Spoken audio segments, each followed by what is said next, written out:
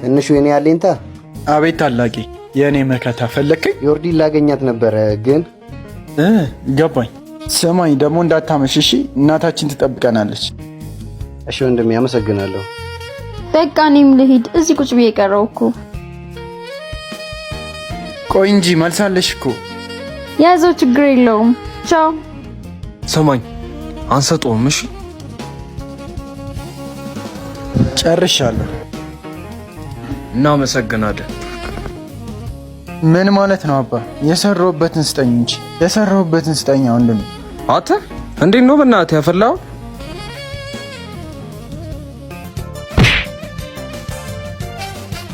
ብሩ ነበር። እሺ ይቅርታ ከፍላለሁ።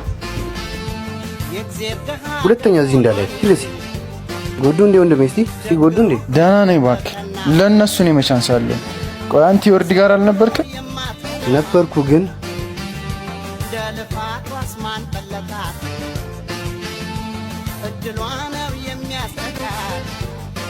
እኔ ለሷ ብዬ ስንት የውጭ ድል አበላሽቼ፣ እሷ ግን አይዞ በቃ ወንድሜ፣ ድሮም ደሃ ሲሰራ እንጂ ሲያፈቅር አያምርበት።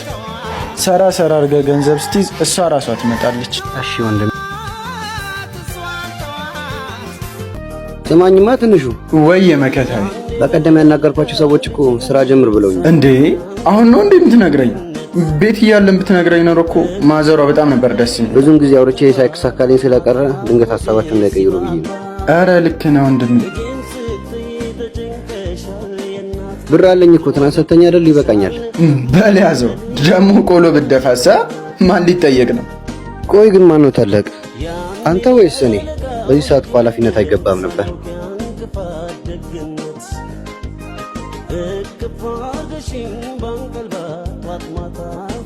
አለየኩም ፒስ ነው።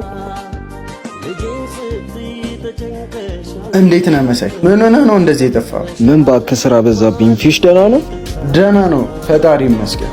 ቆይ ግን ለምንድን ነው ስራ የማይሰራው? ቤተሰቡን መርዳት ባለበት ሰዓት ካንተ መቀፈል ነበረበት። ምን መሰለህ ፊሽ በጣም ጎበዝ ተማሪ ነበር። አባታችን ሲሞት የቤተሰቡ ኃላፊነት እሱ ላይ ወደቀ። ትምህርቱን አቋርጦ ስራ እየሰራ ነው እኔን ያስተማረኝ። የመጀመሪያ ልጅ ስትሆን ኃላፊነቱ ሁሉ አንተ ላይ ነው የሚሆነው። ተራው የኔ ነው። አሁን ግን ደርሼለታለሁ፣ አግዘዋለሁ። ብቻ በርታ በይ። አይዞሽ ብራዘሬ። እንኪ አመሰግናለሁ። እሺ መሰለኝ። ሃይ። አቤት። ፊሽ የለም? የለም። ለምን ፈለግሽው?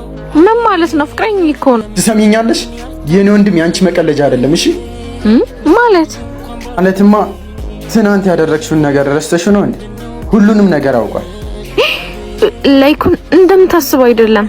ለማንኛውም እንደ ጦጣ ከአንድ ወንድ ወደ አንድ ወንድ መዝለል እርድና አይደለም። እሺ ሁለተኛ ወደ ወንድም ህይወት ተመልሰሽ እንዳትመጪ። አሁን ተነሽና ከዚህ ጥፊ ውጪ።